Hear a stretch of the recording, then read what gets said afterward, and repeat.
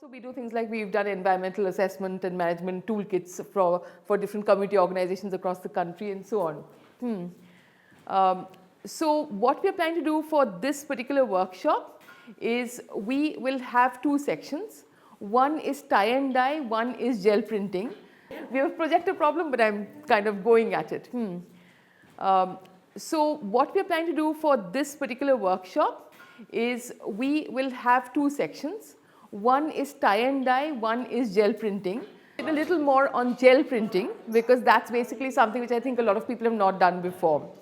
And in terms of the gel plates, you can take them away with you, like, because they are, yes, they are made from, petroleum and so on and so forth, but they will last for ages and you can use it not only for cloth and fabric, but also for things like wrapping paper. You can just use it to transfer very beautiful prints very quickly and easily onto fabric and various mediums, wrapping paper, you can create things like that. So, I'm really looking forward to that. I'm putting some stencils in the middle. Please choose whichever stencil you want.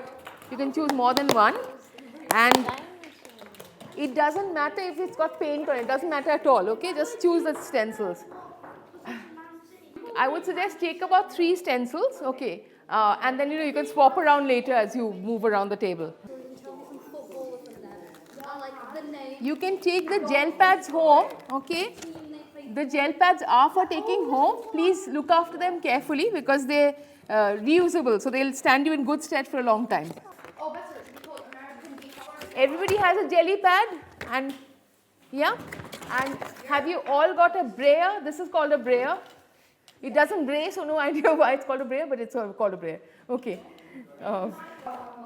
So when we do gel printing, we use very, very, very little paint, okay? Just keep sharing, okay? Just to be able to play football. Because, what's up here? Acrylic paints. So let me start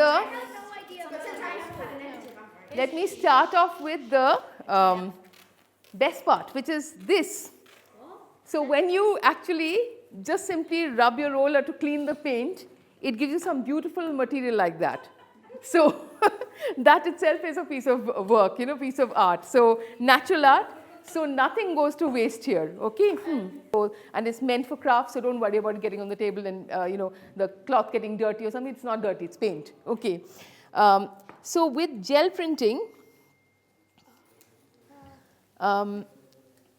so the idea is that when you have, so what I'd like you all to do is just take off the covering, just keep it carefully because you need that to preserve it later on, okay? Both sides? Yes, both sides. And you can place your gel pad straight on the table. There's no, right or wrong way, just put it on the table, okay? So the way you can think of gel printing is actually that, it's like a painting in reverse, you might say. So whatever you paint on this, okay, it's going to peel off like a sticker onto your cloth, but it's not like a sticker, okay, it's different, but that concept is similar, okay. So if you put, you'll see,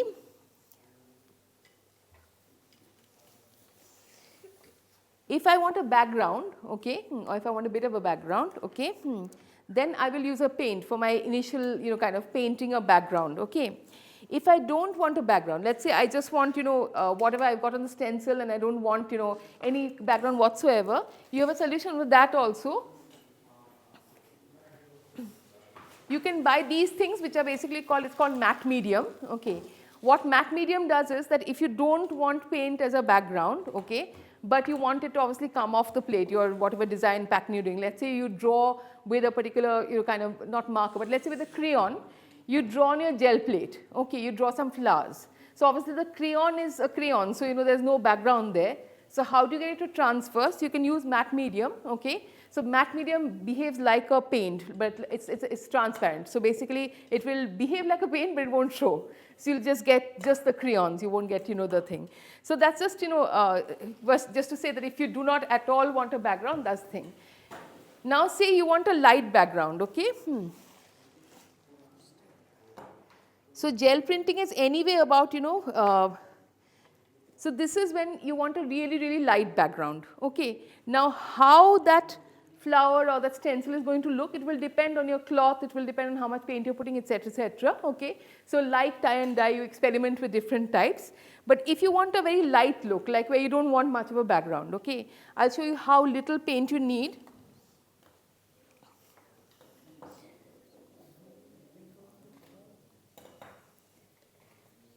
It's going to mess up my gel plate because it's not supposed to dry for so long, but yeah. So basically that is as much as you need for the gel plate, okay. You don't need more than that to give you a thin layer. The important thing is after that you're supposed to use your brayer, okay. You keep your cloth, one sec, let me just get my trusty cloth.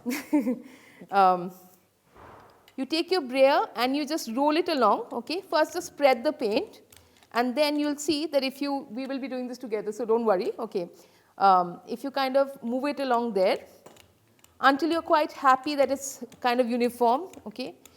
You can go up and down, you can also do this, but anyway I just find it easier to do it in one direction, okay. Now the thing is, this then you just simply rub off the extra on your cloth, okay. So the important thing is to get a uniform look like that, alright, okay. Now you saw that was just one line, okay, and that will give you that kind of background, alright. Now, and then I'll demonstrate with the stencils, but the background I'm talking about, okay. So completely transparent is that, little bit of background is this, okay. Now if you put, I'm not going to do the in between one, but that is in between, okay. So when you've put in a second line of yellow paint at the top, like like I showed you, if you do a second bit, that's basically the level, okay. And if you put 3, then you get a really deep background. Yeah. So the important thing is you can say a fair bit of speed is needed. You don't have to get anxious about it, but a little bit of speed is needed to make sure that it will transfer, okay. So if I've put my paint like that, okay, and I've spread it,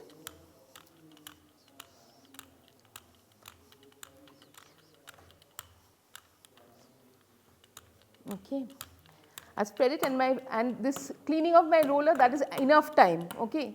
Now I'm ready to put a stencil, so I'm just nicking yours, okay. So you can put the stencil in whatever way you like on that, okay. Because the time you took to just roll the roller like this, that's for this thin layer, it's adequate for this to be fairly dry, like that. It's not super dry, which is good because it will hold your stencil in place, okay. You don't have to do anything, it will automatically happen.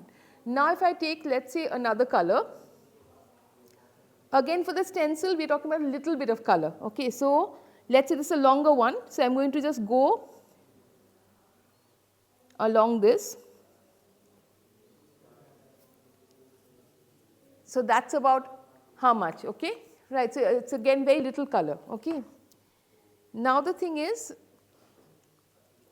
this is about effects, you're not trying to stay within the stencil or anything, okay, more or less, okay. So now I will take that, I'll first spread my paint, okay.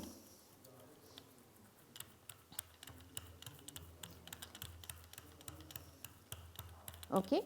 Once you spread the paint more or less, it doesn't matter that it's gone on to other places, okay, because that's kind of, it's an arty thing, okay. Now press a little hard to make sure that the paint has gone into those areas which the stencil has got exposed, okay. You don't have to make a huge thing about it, but so there's some paint that has gone through, okay. So that paint should have gone through the design in your stencil, okay. Then the thing is, you can just do that. That again is adequate time for this to dry because it's a thin layer we are talking about, okay. Now you can just gradually lift that, okay, and you can just place it here, no problem. So you will get this, okay. Now the important thing is that when you want to transfer this, it has to be quite quickly, okay. So even because I'm talking here, we'll see, okay. So I just put it on this and quite firmly you press it and go in one direction, okay. Like one direction as in, kind of like you're smoothing something out, okay, like that, okay, and quite a little on the harder side, okay. So if you do that, where it's kind of gone in there, and then you can peel it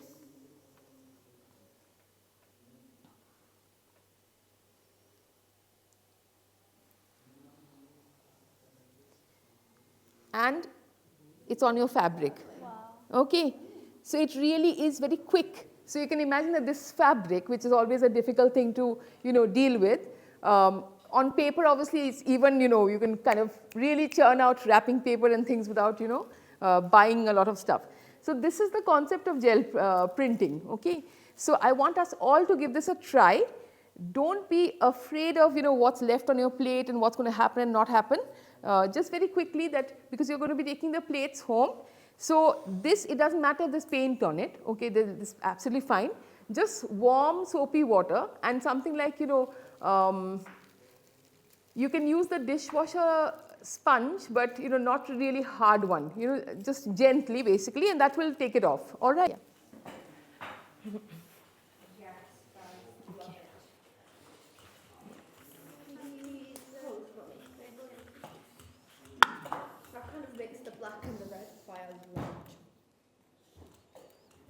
That should be enough, yeah. Remember, don't put too much paint, because otherwise obviously it will spread and blur, so you won't get sharp, nice designs. So, so let's put some. Do I just put it on the blank spaces? Yeah, so no, what you do is you take the paint, let me just pop the lid on. Do I press down? Yeah, so what you do is, I'll show you the first one. Yeah, you're kind of doing a movement like this. Yeah, like you're smoothing out something, so, and don't be afraid of putting pressure, like, just go for it.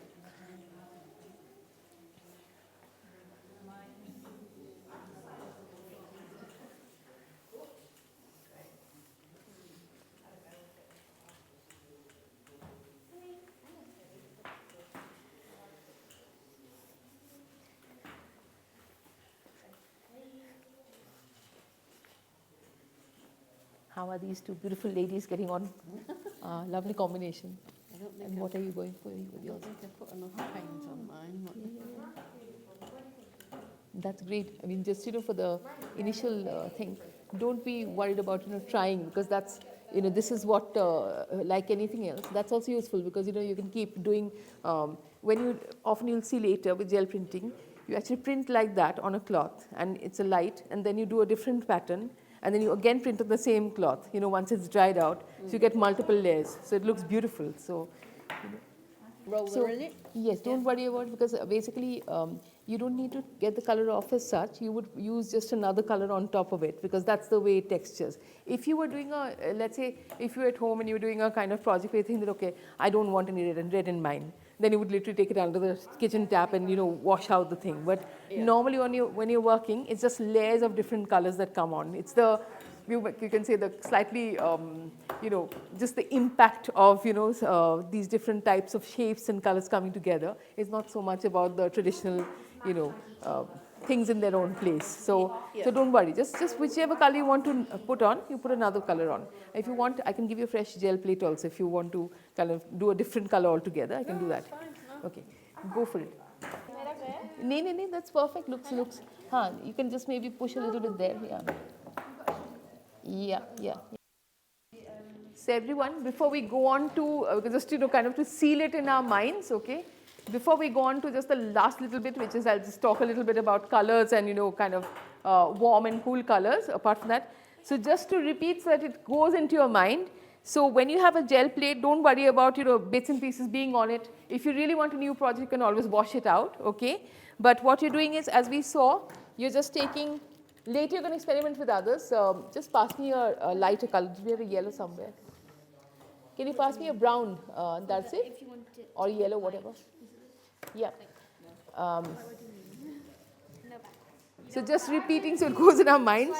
Get them at medium and put it on. Okay. Wow, it looks beautiful. So remember, the important thing is that whatever color you've put on, literally once you've got it uniformly on your plate, okay, once you've got it uniformly on your plate, the important thing is that the time it takes to clean your roller, that is literally the time. If you clean it a little kind of, maybe 8, 9 strokes, okay, that's adequate time for it to be dry enough for you to put the stencil on. And then you put the stencil on, and if you use a contrasting color, again on the stencil just along one side, I'm just repeating this so that it kind of stays in our mind. Again, it's important to make it fairly uniform, okay.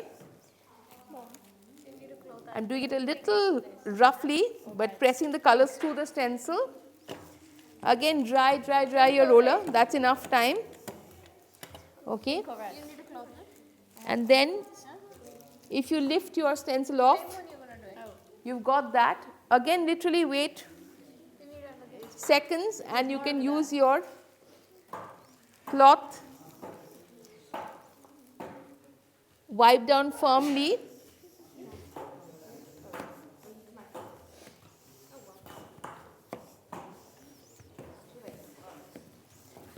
Okay, and then you can just peel it carefully and you should get the transfer, okay.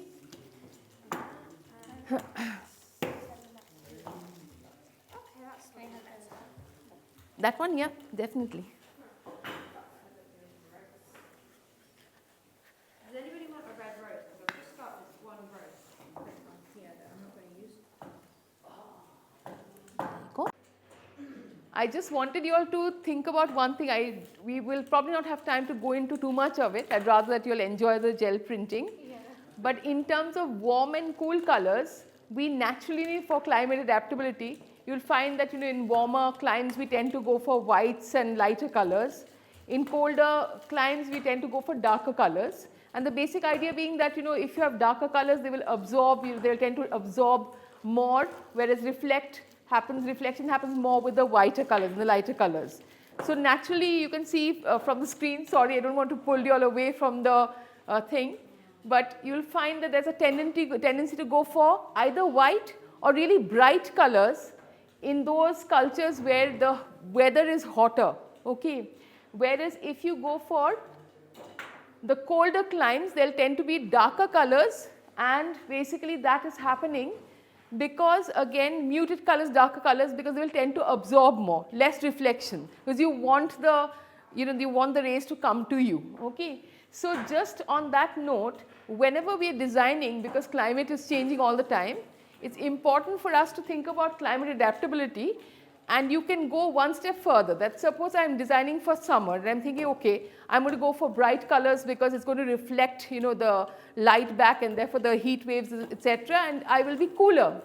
But then if you think that, okay, with the modern world, what else can we do? So probably we won't have too much time, but if you also within your design have things like reflective cloth, okay, or if you use, people think, oh, those are high-vis jacket things, okay, but they don't need to be. We can incorporate them within our normal designs also, So it will make if you're using reflective colors and cloths, more than that, naturally anyway, you have whites and light and bright colors for, which we've seen traditionally.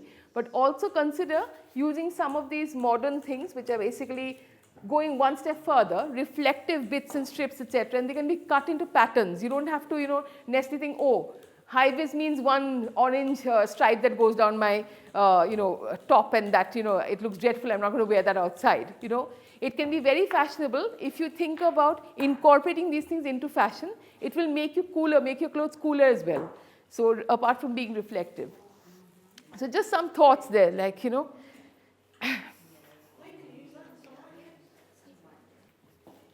because we've gone for kind of, a more Western bent, so we've gone for tie-dye styles which are more in the West.